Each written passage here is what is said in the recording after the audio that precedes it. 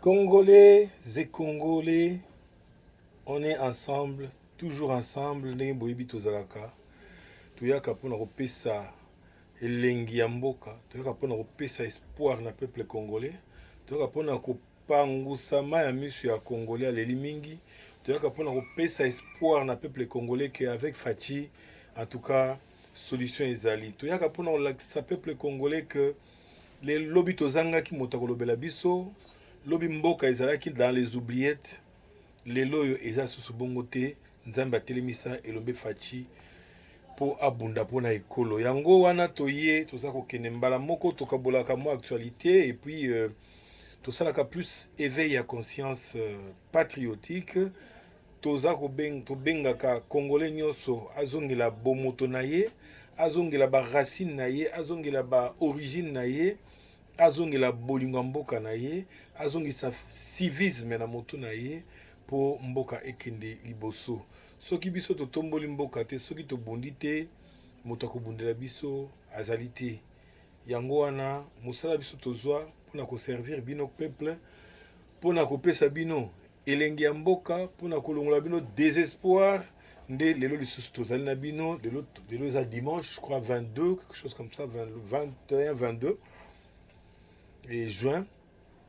Tout y est, si ma mémoire ne me trompe pas, parce que là je suis un peu déconnecté dans l'actualité. Voilà, le 22 juin, donc t'as pas net. Et nous sommes là devant vous pour parler Congo. Congo, la RDC, Mboka na biso, toza na mususu te, yango kakande, toza na ngo nzamba pesa biso. Toza na esengo mingi ya ko lamusa conscience na bino, et surtout na etali et bokebi pona mboka ekende liboso.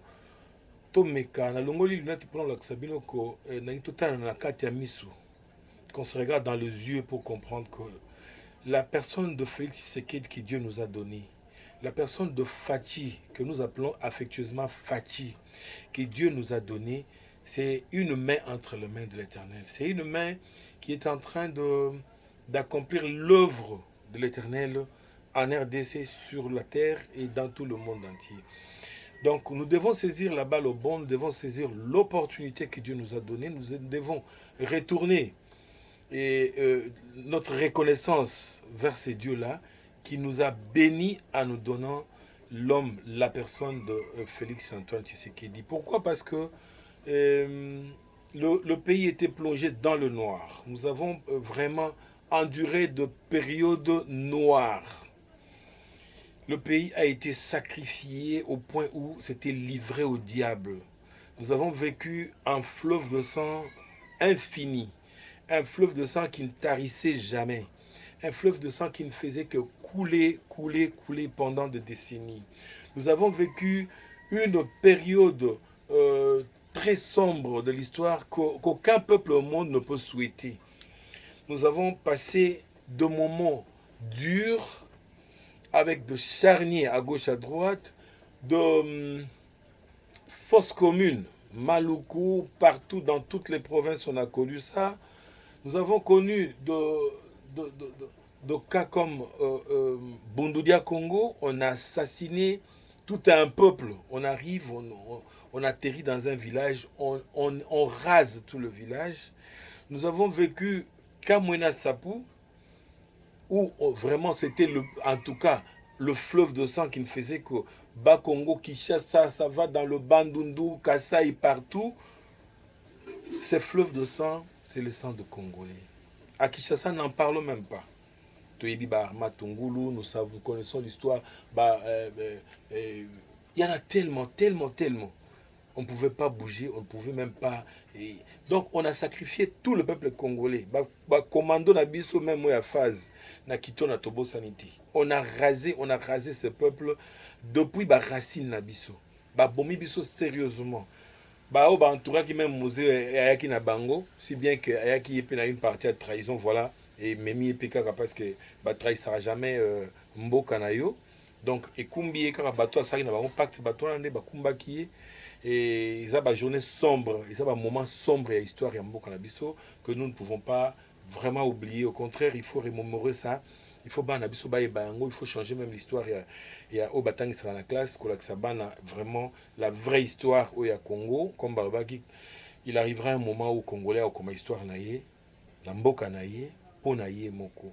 Alors voilà un moment où koki oyo Félix Antoine Tshisekedi a simbi plume, a simbi l'écritoire, azo comme histoire, biso soto sengli to soutenir. C'est là où nalinga qui n'a interpellé conscience nabino vraiment parce que tozanga ki bomoto, tozanga ki authenticité, identité ça qui sous-sauté. Valeur Congo, ils ont qui perdu. La nation Congo d'ailleurs, c'était ils ont qui sous-sauté, c'était perdu même dans la carte stratégique, il y a monde, il y a politique, il y a finance, il y a économie, tout ce qui va avec, tout ce qui constitue un peuple, tout ce qui constitue une nation. Vraiment, on n'avait plus rien. Pourquoi? Parce qu'on avait accepté bêtise. Il y a Laurent Kabila qui s'amène ici et qui nous amène le vent de la mort. Et puis après lui, c'est la continuité, on a perpétué même la mort. Donc comment Koboman la l'air nyonso ti finalement ba kaboli biso même na Kinshasa on a pu perdre ba kaboli ba machette pour na bato bomana ba côté esprit ya kuluna. Donc ezako continuer bato azako kufa. Ce fleuve de sang ne s'est jamais arrêté. Voilà que Dieu merci, il y a aussi notre Kumisanzambe pour la don et Salibiso Félix Tshisekedi qui vient stopper ce fleuve de sang, qui vient le sécher par le prix de sa vie. Il prenait des avions matin, midi, soir pour la solution pour Namboka, ba fingi, ba lobby, soit koloba, que présent ba voyager à Telenganaka, mais naïf sabino biso de voyager à ça facilité qu'aux avions, stress et bandara déjà avant. Soit ils volent les ans à 20h, yo déjà bana tongo zaka na stress. Donc tio ko matati au Kenya, on décolle, est-ce qu'on va faire un bon décollage? On ne sait pas si on va faire un bon voyage, on ne sait pas si on va atterrir, on fera un bon atterrissage, pardon. Donc, Isaka, stress na stress. Alors, quelqu'un qui sacrifie comme ça sa vie, tiki moi, tiki ba, tiki famille naï. Tiki tiango bokonzo, batwa ko luka.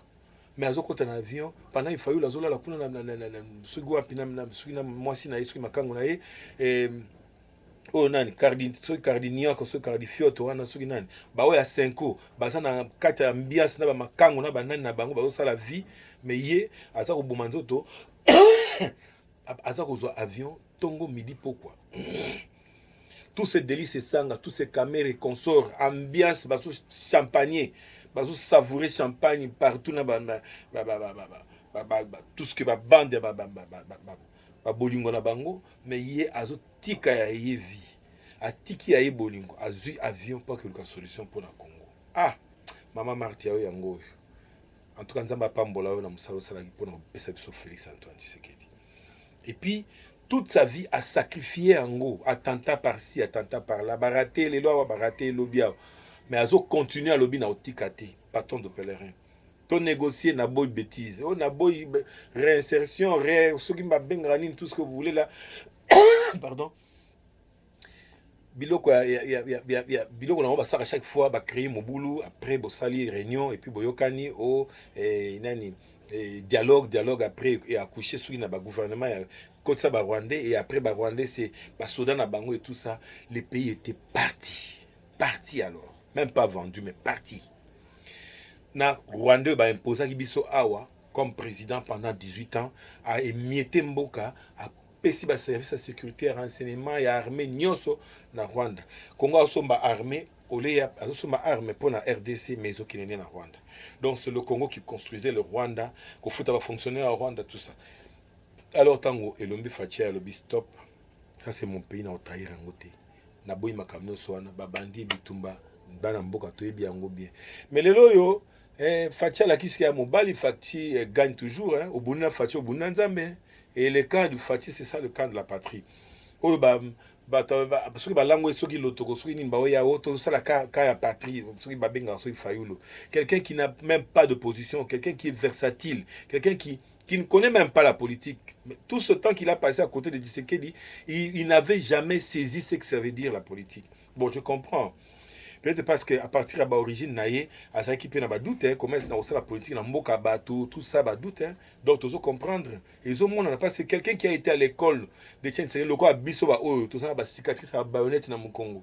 Avec le général Maïla, attaqué Bisso dans la résidence, Il y a papa Étienne na boulevard du 30 juin. Le jour maréchal Azolo comprenez mon émotion. Biso zo matsa drapeau kuna na boulevard. Oh, tous les baba, loi parti politique, nous on n'a pas attendu. Mais on nous a agressé. On a na ceinture, il y a sécurité, il y a papa Étienne, tu sais que nous avons cicatrice ça honnête.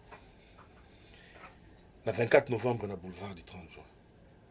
Donc tout ça qui est école wana to yebi to saisir ça c'est la portée à politique to saisir ça même importance en mboka na biso to saisir ça patriotisme to saisir ça amour il y a congolais oyo papa Etienne avec biso to saisir ça le combat mais ba Martin Fayulu oyo passage la bango pembeni na papa ezaki peut-être ka po ba kendo lornier batala ko place ni ba kokotsa faille côté ni ba buka ndako. Voilà que Leloyo, il est en train de baver sur tout le plan. Martin Fayulu n'a pas saisi ne fût-ce que le ABC à politique. Il va chercher quelque chose d'État qui est là. Na banani, na ba Senko, oyo ba trahir mboka, oyo ba pion à Kagame, oyo ba pion à l'Union européenne. Senko a lié à la poche à l'Union européenne. Hein? Toute sa bande là que vous voyez, Senko, ECC, tout ça. Mais ce sont les pions à l'Union européenne, bazo nourrir, bango ba pesa bango nyo balingi. Mais n'oubliez pas que Senko a un problème parce que Mbongo nani chef d'état pesa même catholique pour na otonga ba œuvre sociale ba lia yango tozo na dossier otoke na bango fara ba ko échapper te IG falelo ezao ya lobité ba ko sa ne ba aventure na sima chambre na sima ba studio ba opesa na ba moi ba enveloppe IG falelo zande mususu bokoyo ka sango ke ba toutes vos ambongo et consorts là tokuta na bango justice ko kata ka likambo parce que biso tozo prôner état de droit. Il disait donc, Martin Fayulu qui va faire le pont pour plaider pour Chef Yambaye, Bisso Boyko de Chef Yambaye, Martin Fayulu, parce qu'il ne représente rien. Il n'a pas d'assises politiques, il n'est rien, c'est dans la rue. C'est quelqu'un qui est dans la rue. Avec toutes ces stratégies, beaucoup de beauté, finalement, il s'est retrouvé vraiment nul. Et les lois, PC sous gaz, PC valeur Yambaye, tout le monde, mais mon considérement, on est tout ça, tout ça, makaka.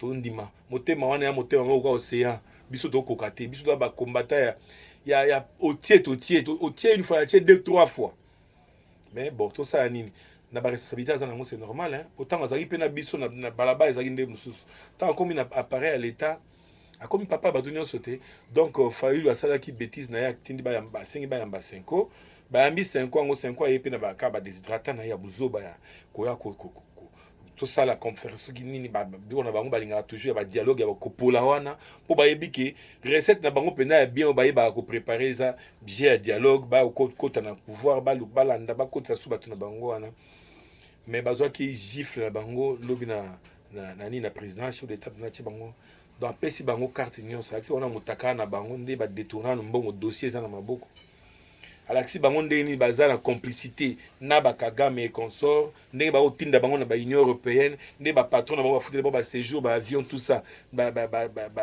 o bazo bundisa mboka na biso ba kolo guerre wana alaxi bango mutakala na bango dipa biso bango bino nzela eza moko yango oyo ngana tracé so boya yango moyen te eloko ba dialogue to so dialogue na ba congolais entre congolais to so la biso promesa te mais pour le moment les dialogue ils ont pressé à exact tout l'année na makambo na bino bob misambongo na pesa bino bo justifier 15 millions et puis 25 millions et bante côté kenda donc tout l'année la bino alors et bukaki bango makolo bazanga ine osa babimaki la queue dans les pattes bon il a bango chef ya mbabiso tant chef ya bango tant babimbo bango sa déclaration boki bango ba beleli sunu apesa ko bela le nyoso ko finga chef de l'état ko loba 5 oyo et comment de opposition ah Jean-Pierre Bemba yo yango yo les politiciens en soutane ba bimi polele lelo mais facha ya mbibino siko boganga susuti oh ah ya mbabiso te bongo voulait en faire un problème aksibino na okena bino tina suka facha obanga mutu te aya mbibino bosa eloko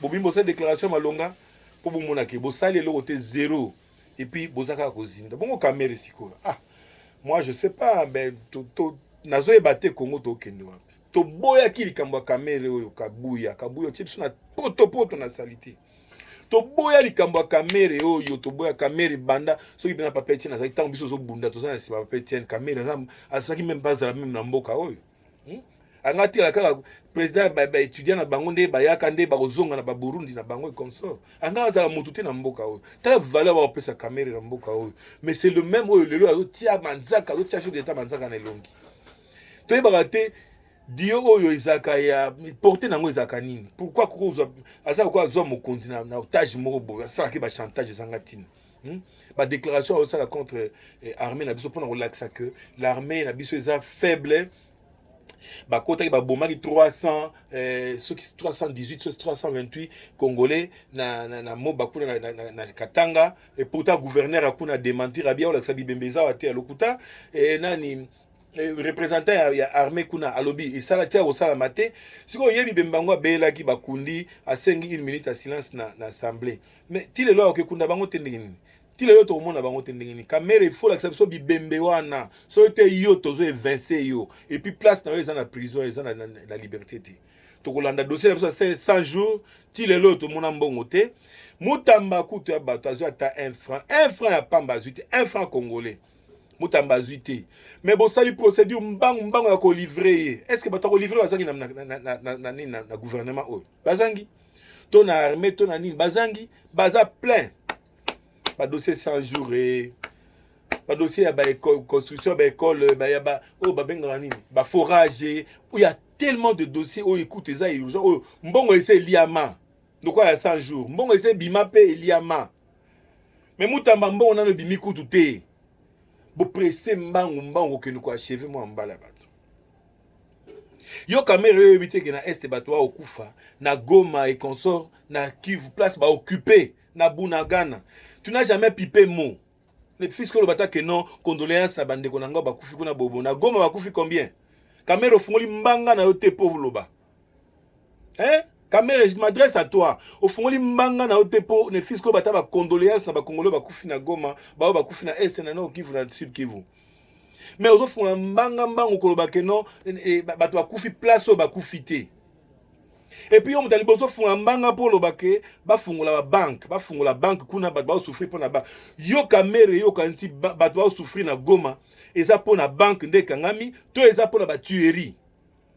Donc pour na yo bak fungula banque wana bato bazo boma bato bazo boto la mituka bazo boto la biloko nyose ya ba congolais ba boto bazo susu bomengo eza na banque bake nango c'est ça que toi tu veux donc yoza partisan ya ba ennemi ou ya ko plaider awa pona bango en faveur na bango mais tu ne plaides jamais pour na peuple bato wana bazo boma oka fungula mbanga na yo kamere yo lobake non peuple ba bomi mingi peuple akufi bonabo tout ça o compatir ata na peuple wana mais pona yo pasi ezali ya ba banque que y a bibembe et Tony na Goma tonani na sud na nord Kivu.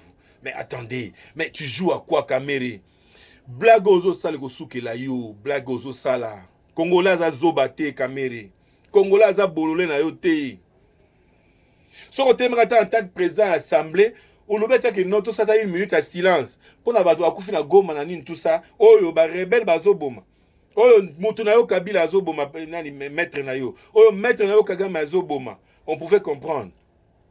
Au peut-être gouvernement ça la taba don ba nini tout ça ba mbalé ba paquet ba ke ko sobe na ba ke ko soutenir ba peuple on peut encore accepter mais tu demandes ba fungola la banque sans avoir le badabo que ba banga ba kanga pona nini pona ko empêcher bateau ba za ko boma peuple va continuer ko sera ba moyen à resomba ba armes ko boma nango peuple ba empêcher bango ba financement pour continuer comme massacrer peuple wana mais toi tu plaides pour ba libérer pour ba kufinzala kastan ba ba libérateur fallait ba na nyoso te et comme ça fallait ka mbongo ezaki ya ba congolais wana donc kamere yo na ndeko zo lira mbongo ba congolais ndeko liyo ndeko na yo wana ya ngambu wana ba konne ko lira mbongo yo kamere yo tozana yo okimate tozana yo yeba yango congolais afungola miswa totalaka kwate kongo lali kamere yo tozana yo na mutu no vonde balo bo sala mutamba boku kaite beba tina dernière minute ata lo mutamba ba condamné à mort to lo ba peine nyosa miki to tata peine capitale vonde yo ato condamné mutamba na peine capitale to ça na Félix Antoine Tshisekedi o ça na dernier mot zoka akoloba oui, grâce présidentielle, oui, bien noté. Donc, si vous avez mayele, la classe en botanga, vous n'avez pas sur botanga. Si vous avez mayele, moto bo bundisa souka na sommet zani grâce présidentielle. Bon, tu as au cocaïté. Et Pire encore, à ça, le côté, à l'Iembon, on a binoté. Combien de marchés ont octroyé à Banda soumis dans le pouvoir? Même avant soumis noir. Oh, na Samalokonde, na Sénat, Baba Atiwana, Yo Kamere. Combien vous avez déjà octroyé une assemblée nationale place Yo Kamere Rosali? Mbongo Bima qui plus de 90 millions de dollars. Je crois, si je ne m'abuse, plus de 90 millions. Pour la Osomba, on a Chara automobile, Bosomi qui a 10 bus, Bosomi qui a nini. Biloko, il y a 2 millions de dollars. Mbongo a un tout seul en dilango to yebi. Mbongo a parlementaire, lobby bazaki nan ba kotité. Tala, ba dossier zali, botika osaka na moto, bozika, Vonde, Kamere, Fayulu, bozika. Ah, toi na Congo, bozika. Totika a bien tenté. Avec Fatih la commande, Totika a bien tenté. Donc j'étais en train de dire, vraiment, Congolais la mouka, Congolais on to gérer les cambo, Congolais kotika les cambo et les kayote. Tout le monde a sous nani na cabinet chef de l'État et aussi la té. Ba changer oh le quoi, mais en tout cas na pasteur ango pe apesa ki bisa pesa rabatu na bureau na chef de l'État angai. Anthony Kinzo au cours démissionner té, Anthony Kinzo. Au cours démissionner té, tu ne pèses même pas la place toi. Tu pèses pas. Tu démissionnes. On ça casting ya buzoba na eloko biso congolais la tie espoir na ye. Toba que no fin à guerre, to koti mamo na deal ya ba américain pour mboka ezo développement. Fatia osa ke mboka ezo développement. Lobby congolais comme foot maloko américain. Lobby congolais banda ko lia alata azala bien mboka na etongama. C'est ça le deal na ba américain. Plus de 15 ans, plus de 500 milliards de dollars. Et ça pour la bola ma congolais pour congolais se retrouver. Chine a salaki contrat wana, Corée a salaki yango, Israël a salaki yango, bamboka mineno se développa. Et salaki contrat au Fatia ki osana na États-Unis. Pourquoi bozo contrecarrer yango? Yo kinzo yonde demo ya suko tikal na kata ndaku po ozo sa casting ozu bato na yo bandeko na yo banani bauti village fraîchement banani tout ça. Tu mets n'importe quel racaille na kata paquet pour ba kende kuvendre la deal oyo, masula deal tala. Et là, on est au raté d'abord, tu es rassuré, binom. Et là, on est au raté. Pardon. La force à Fati. Na niveau, on a utilisé Trump na Fati. Et là, on est au raté. Mais Kinzo yo yebaka. Yeba sor na yo. Tozo lande la de près. Chef de l'État, la Sengyo. En tout cas, pardon, Mokonzi. Oyebi karande zalaka. Bisonde ba bundeli na yo. Mokonzi na Sengyo. Liste à Tony Kinzo. On a pasola ngo Mokonzi. Pasola ngo.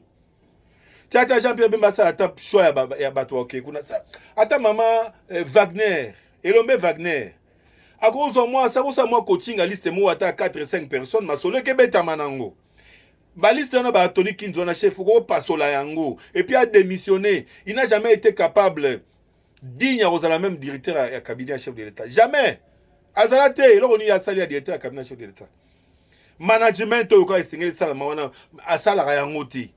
Il y a un simple, ce qui je sais pas, avec un secrétaire, quelque chose comme ça. Il pèse pas, mon konzi. Longola, on attend ma décision, mon konzi. On attend ma décision. Toi, on attend une distraction. Donc, on a commandé ma caméra kende pour déjà au péciton dans le monde entier. Les autres, tout ça na ONU, tout ça na dimension, il y a le Conseil de sécurité des Nations Unies, tout ça na dimension, il y a organe ya minene ya monde entier. C'est déjà grand. Alors, le lot pesa ton mon compte. Quand c'est la soute, quand la bango bolingona, mon compte tiango pembeni. Ce que la tango fimbo, pesa en carotte mingi. Fimbo to le kanabango. Fimbo, mon compte. Wala to senga, yo yebi kaka. Yo yebi biso to bunda alikambango. Fimbo na fimbo, mon compte. To le li mingi, kongola le li mingi. Oza tango kongola pango sama ya miso telema. Moi si mon bali, si ma mondo ki to leka. Solo ezali et aller belé to continuer toi na kata etumba congolais yo tango zo mona kaka vidéo en tout cas kota na kata masolo aimer partager ndenge bo sala kaka etambola pour na mboka na biso prochainement tozo kuta na kalate merci.